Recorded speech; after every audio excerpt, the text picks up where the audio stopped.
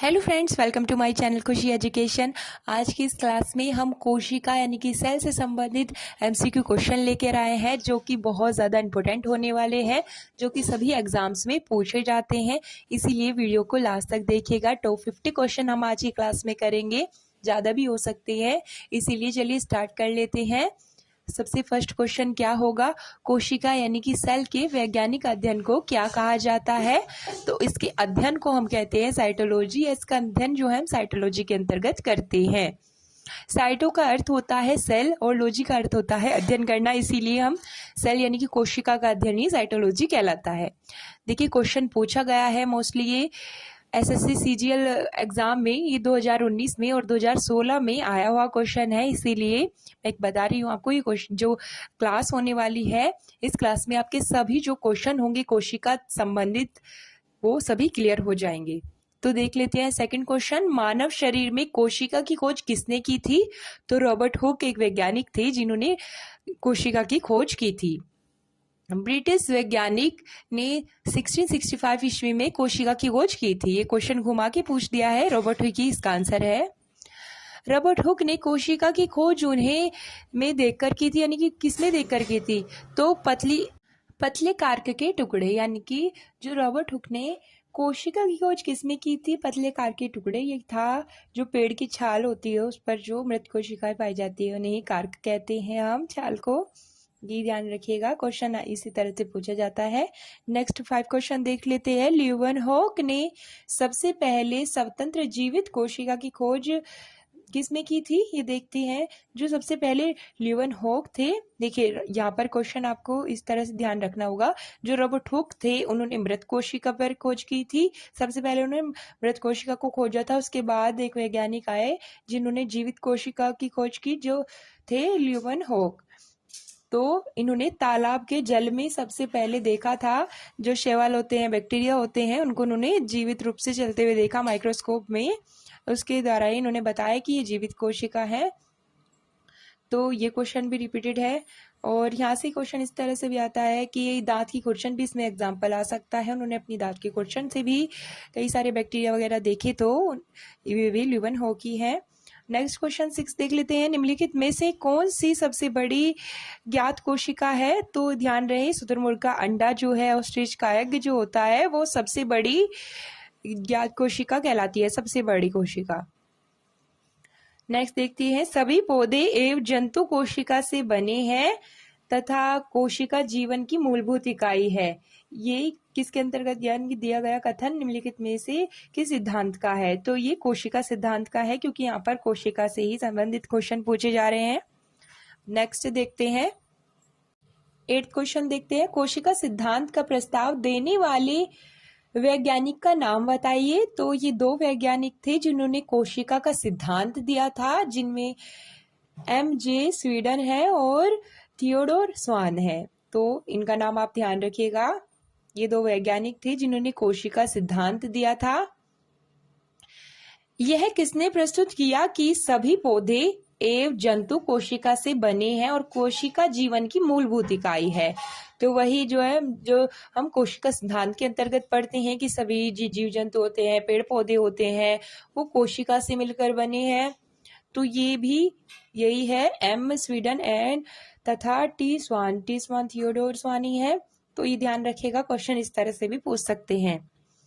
किसने कोशिका सिद्धांत को और आगे बढ़ाया तथा यह बताया कि सभी कोशिकाएं पूर्ववर्ती कोशिकाओं से ही बनी है, यानी कि जो पहले से ही उपस्थित कोशिका है उसी से कोशिका विभाजन होकर नई कोशिका का निर्माण होता है? तो रुडोल्फ विर्चो थे जिन्होंने यह बताया। निम्नलिखित में से कौन सा जीव कोशिका सिद्धांत अनुरूप नहीं है, यानी कि जो जीव है वो कोशिका सिद्धांत के बारे में नहीं बताता है, वो सही रूप से व्याख्या नहीं करता है? तो वायरस है। इसको हम यहाँ से क्वेश्चन इस तरह से भी पूछा जा सकता है कि ऐसी कौन सी कोशिका है जो जीवित भी है और मृत भी है, यानी कि जीवित कोशिका और मृत कोशिकाओं के बीच की कड़ी है, सजीव और निर्जीव के बीच की कड़ी है, तो वो वायरस यानी कि विषाणु है। ये ध्यान रखिएगा। प्रोकैरियोटिक कोशिका में निम्नलिखित में से कौन सा नहीं होता? तो कौन सा नहीं होता है ये ध्यान रखिएगा। प्रोकैरियोटिक कोशिका, देखिए कोशिका जो होती है वो दो प्रकार की होती है, एक होती है प्रोकैरियोटिक कोशिका, एक होती है यूकैरियोटिक कोशिका।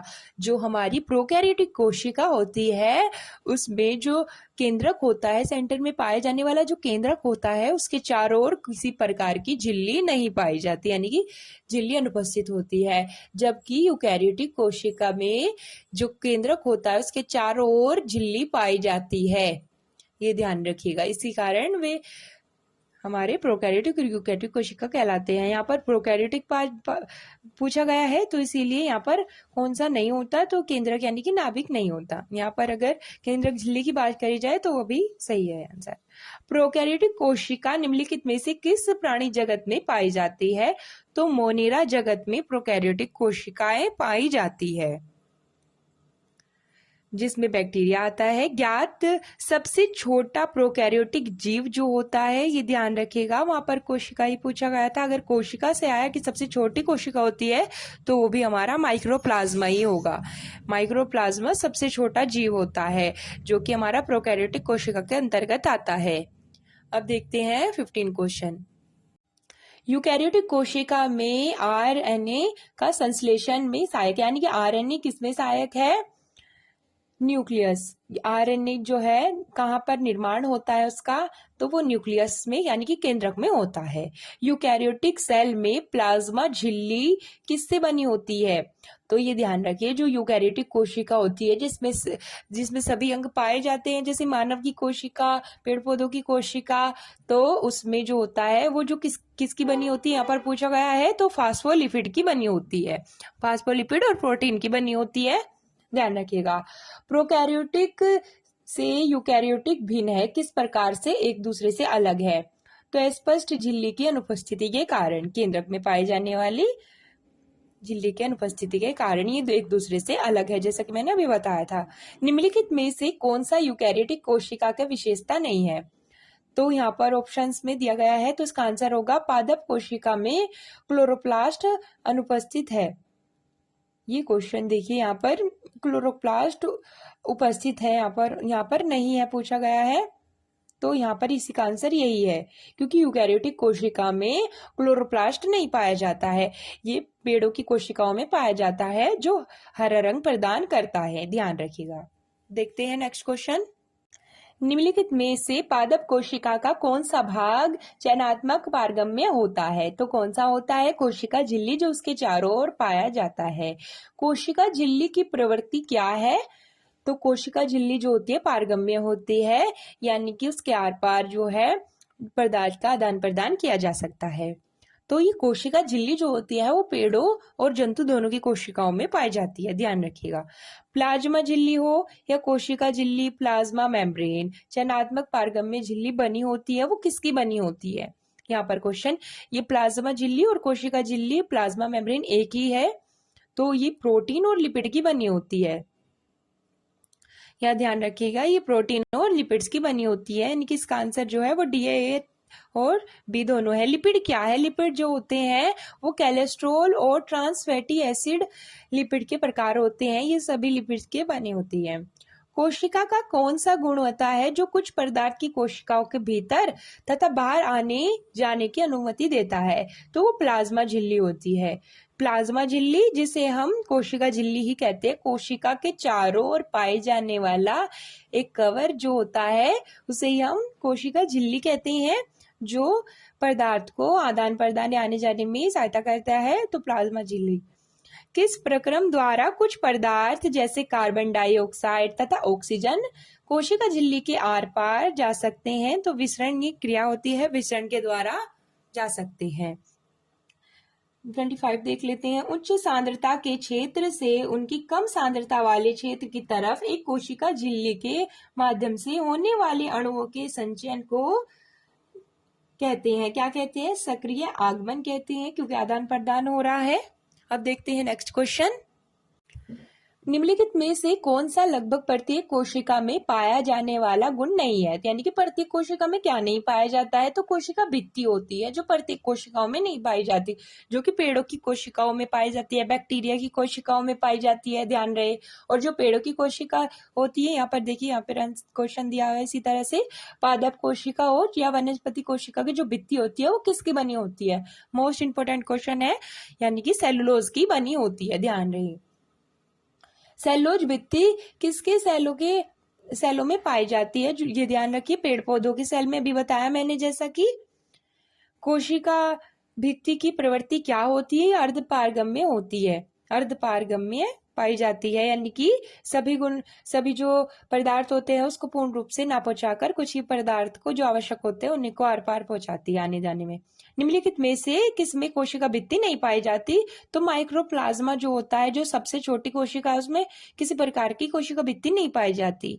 निम्नलिखित में से कौन सी कोशिका केवल पादप कोशिका वनस्पति में उपस्थित होती है? तो कोशिका भित्ति होती है।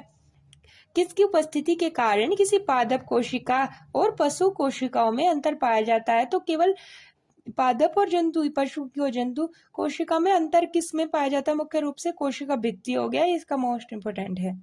अब देख लेते हैं आगे। संरचनाओं के कौन से युग्म प्राय पादप और जंतु दोनों कोशिकाओं में पाए जाते हैं? तो अर्धद्रव्य जालिका और कोशिका कला, यानी कि ईआर एंडोप्लाज्मिक रेटिकुलम, और कोशिका कला यानी कि जो हमारी सेल वॉल होती है, वो जंतु और पादप कोशिकाओं में पाए जाने वाली सेल वॉल, यानी कि सेल वॉल नहीं, सेल मेम्ब्रेन। सेल वॉल तो हमारी कोशिका झिल्ली होगी, कोशिका कला यानी कि सेल मेम्ब्रेन, ध्यान रहे। अब देख लेते हैं 34। निम्नलिखित में से कौन से भाग वनस्पति और जंतु दोनों की कोशिकाओं में पाए जाते हैं? एक और हमारा यहाँ पर इसी तरह का क्वेश्चन है। तो कोशिका कला यानी कि सेल मेम्ब्रेन, कोशिका द्रव्य यानी कि हमारा जो लिक्विड पाया जाता है उसके अंदर पाया जाने वाला किसका? सेल का लिक्विड होता है, जिसे हम क्या कहते हैं? साइटोप्लाज्म। और जो केंद्रक होता है, केंद्रक यानी कि न्यूक्लियस, तो ये दोनों में पाया जाता है। देख लेते हैं आगे क्वेश्चन। एक जीवित कोशिका के संपूर्ण अवयवों को रूप में पाया जाता है जिसमें साइटोप्लाज्म और नाभिकीय शामिल होते हैं। तो ये प्रोटोप्लाज्म होता है, जीव द्रव्य कोशिका के अंदर पाया जाने वाला द्रव। निम्नलिखित में से किसे जीवन की भौतिक आधार माना जाता है? किसे माना जाता है? जीव द्रव्य को भौतिक आधार माना जाता है, जिसमें ये द्रव होता है जो कोशिका के अंदर भरा होता है, जिसके कारण सभी अंग व्यवस्थित रहते हैं। कोशिका का जीवित अंश जीव द्रव्य जो होता है, प्रोटोप्लाज्म जिसे हम कहते हैं, कहलाता है। यह किससे बना होता है? देखिएगा, कोशिका द्रव्य, केंद्रक द्रव्य, अन्य कोशिकांग यानी कि इसके अंदर पाए जाते हैं। कोशिका में स्थित तरल जैविक पदार्थ को जीव द्रव्य का नाम किसने दिया था? तो ये ध्यान रखिएगा, J.E. पुकेजी ने। अब नेक्स्ट देख लेते हैं, पुकेजी ने जीव द्रव्य में सर्वाधिक पाया जाने वाला पदार्थ कौन सा है? तो वो है जल, यानी कि जो वाटर होता है वो जीव द्रव्य में सबसे ज्यादा पाया जाता है। कोशिका में सबसे प्रचुर मात्रा में अणु होते हैं जो कुल कोशिका द्रव्यमान का 70% होते हैं। तो वो जल यानी कि पानी होता है। 70% कोशिका या जीव द्रव्य में क्या पाया जाता है? जल पाया जाता है। लिपिड स्त्राव के लिए निम्न में से कौन सा उत्तरदायित्व है? चिकनी अंतःप्रद्रव्य जालिका। लिपिड्स जो होते हैं, जो कोशिका के अंदर भी निर्माण होता है इनका, तो यहाँ पर जो हमारे कोशिका अंग है अंतःप्रद्रव्य जालिका, एंडोप्लाज्मिक रेटिकुलम, वो चिकनी सतह पर पाए जाते हैं। अंतःप्रद्रव्य जालिका की सतह की उपस्थिति के कारण खुरदुरी होती है। एक होती चिकनी जहाँ पर लिपिड्स बनते हैं, एक होती है खुरदुरी जहाँ पर राइबोसोम पाए जाते हैं, ध्यान रखिएगा। प्रोटीन संश्लेषण जो होते हैं, प्रोटीन संश्लेषण में निम्न कोशिकाओं में से किसकी भूमिका सबसे अधिक महत्वपूर्ण है? तो खुरदुरी अंतःप्रद्रव्य जालिका यानी कि राउट, एंडोप्लाज्मिक रेटिकुलम और राइबोसोम, यहाँ पर प्रोटीन का निर्माण होता है, ध्यान रखिएगा। देख लेते हैं नेक्स्ट क्वेश्चन। राइबोसोम किसका स्थल है?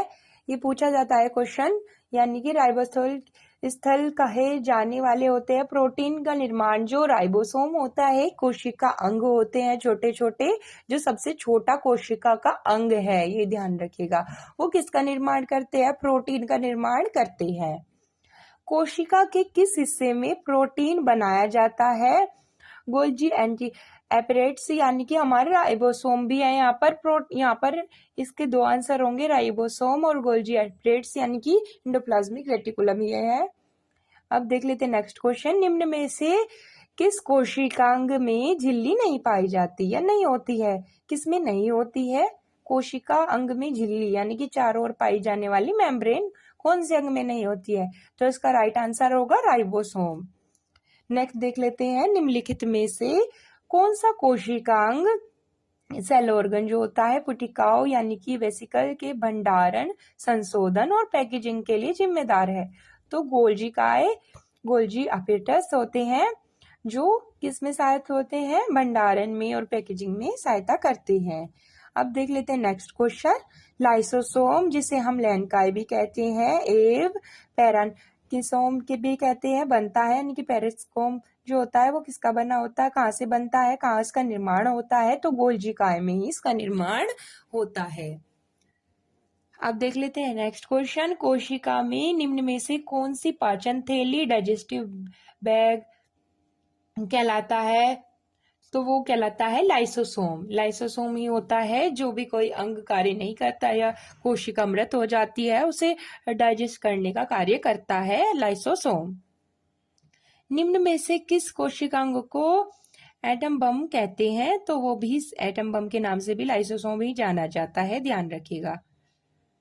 निम्नलिखित में से किस कोशिकांग को कोशिका की आत्मघाती थैली या सुसाइड बैग के नाम से जाना जाता है? तो कितने तरीके से क्वेश्चन पूछा गया है लाइसोसोम का, तो ध्यान रखिएगा मोस्ट इंपोर्टेंट क्वेश्चन है ये। देखिए लैनकाई, इतनी बारी क्वेश्चन एसएससी सीजीएल और अदर एग्जाम में भी 9 to 12 में भी बहुत इंपॉर्टेंट है। अब हमारा जो 52 क्वेश्चन है, लाइसोसोम का लक्षण किसकी अधिक संख्या में उपस्थिति के कारण दिखाई पड़ता है? तो इसमें जो कौन सा एंजाइम पाया जाता है ये भी पूछ सकता है। हाइड्रोलाइटिक एंजाइम इसमें पाया जाता है जो पाचन में सहायता करता है। तो आई होप फ्रेंड्स आपको ये जो सभी कोशिका से संबंधित क्वेश्चन है वो अच्छे से क्लियर हो गए होंगे। अगर आपका कोई भी डाउट रहता है तो आप मुझसे कमेंट सेक्शन में पूछ सकते हैं। ऐसी वीडियोस के लिए हमारे चैनल से जुड़ सकते हैं, सब्सक्राइब कर सकते हैं चैनल को, वीडियो को लाइक कर सकते हैं, फ्रेंड्स के साथ शेयर कर सकते हैं ज़्यादा से ज़्यादा। तो मुझे बताइएगा ज़रूर आपको ये क्लास कैसी लगी। तो मिलते हैं नेक्स्ट वीडियो में, तब तक के लिए take care, bye bye friends, thanks for watching.